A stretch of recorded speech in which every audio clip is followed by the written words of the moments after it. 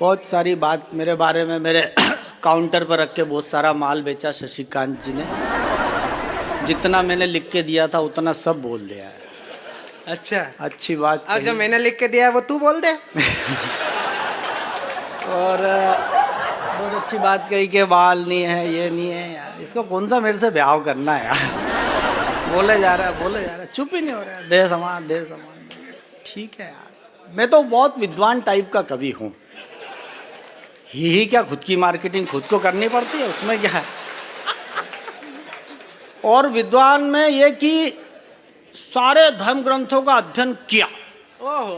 वो सारे धर्म ग्रंथों का अध्ययन करके निष्कर्ष ये निकाला कि किसी भी पुरुष के सिर पर सिर्फ दो ही महिलाएं हाथ फेर सकती है, एक उसकी माँ और दूसरी उसकी बीवी।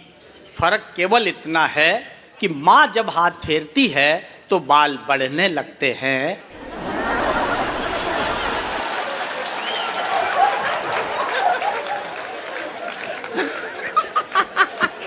वो दादा को देखो, एक उनको देख के तो दादा आपको देख के ऐसा लग रहा है जैसे पूरे मुंडी ने हाथ फेर रखा हो। पिछले दिनों जब मैं आईसीसीआर से लौट कर आया, दिल्ली के अंतर्राष्ट्रीय एयरपोर्ट पर था, तो वहाँ एक दृश्य मैंने देखा। मैं थोड़ा अलग डिफरेंट ढंग से बात करता हूँ। कीर्ति दीदी, मैंने देखा कि एक लड़की सेल्फी ले रही थी ऐसा करके। अब वो ऐसा ही मुंह बनाना पड़ता है बकरी की तरह। मुझे आज तक समझ में नहीं आया कि मुंह को बकरी की तरह क्यों बनाया जाता है। डार्विन ने कहा है कि जिस अंग का जिस ढंग से प्रयोग करोगे आगे चल के वह अंग उसी प्रकार का हो जाएगा। बड़ी बात यह नहीं थी, बड़ी बात यह थी कि हर सेल्फी के बाद वो लड़की, वो बिटिया अपने मोबाइल का कैमरा रुमाल से साफ करती और फिर सेल्फी लेती। तब मैंने उससे कहा, चिंतन की पंक्तियां आप तक देता हूं, तब मैंने उनसे कहा कि बेटा अपने मोबाइल का कैमरा साफ मत करो, अपना चेहरा साफ कर लो, फोटो ठीक आ जाएगा।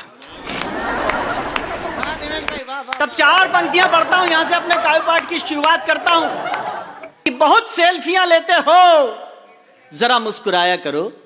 बहुत सेल्फियां लेते हो, जरा मुस्कुराया करो। चौथी पंक्ति पर आपका आशीर्वाद मिले कि बहुत सेल्फियां लेते हो, जरा मुस्कुराया करो।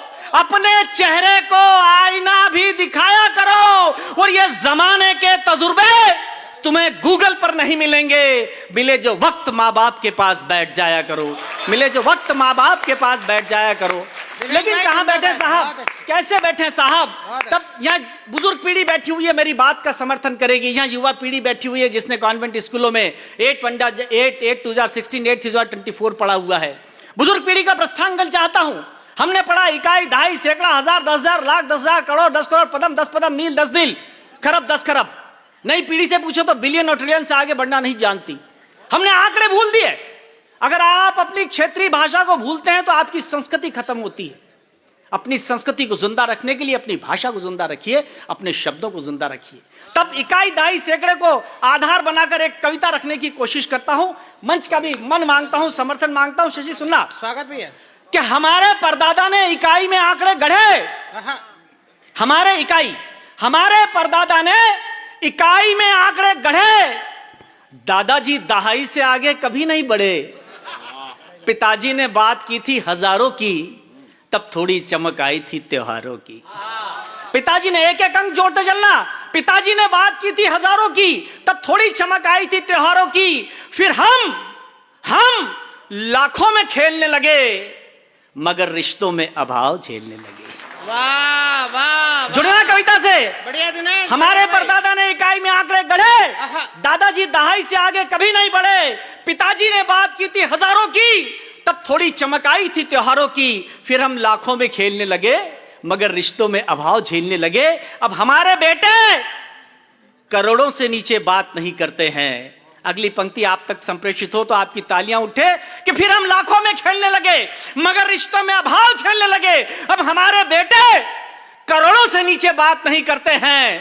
सच बात तो यह है कि वह जमीन पर पांव ही नहीं धरते हैं। सच बात तो यह है कि वह जमीन पर पांव नहीं धरते हैं। सैकड़ों की टिप देते हैं, हजारों के बिल हैं डिनर के, लाखों की गिफ्ट लाते हैं घर के।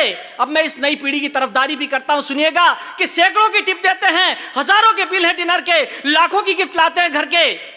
इस नई पीढ़ी ने मेहनत की, संघर्ष किया, तरक्कियों का शीश महल खड़ा कर लिया। ये सच है कि इस नई पीढ़ी ने मेहनत की, संघर्ष किया, तरक्कियों का शीश महल खड़ा कर लिया, अपने कद और कामत को अपने दादा परदादा से बड़ा कर लिया। आप पंक्तियां चाहता हूं आप तक पहुंचे कि अपने कद को अपने दादा परदादा से बड़ा कर लिया और तरक्कियों का शीश महल खड़ा कर लिया। आज उनकी तरक्कियों के शीश महल का कोना कोना चांदी और सोने से जड़ा हुआ है। लेकिन यह मत भूलना कि इस शीश महल की बुनियाद में परदादा ने जो 1 रुपया बचाया था वो गड़ा हुआ है।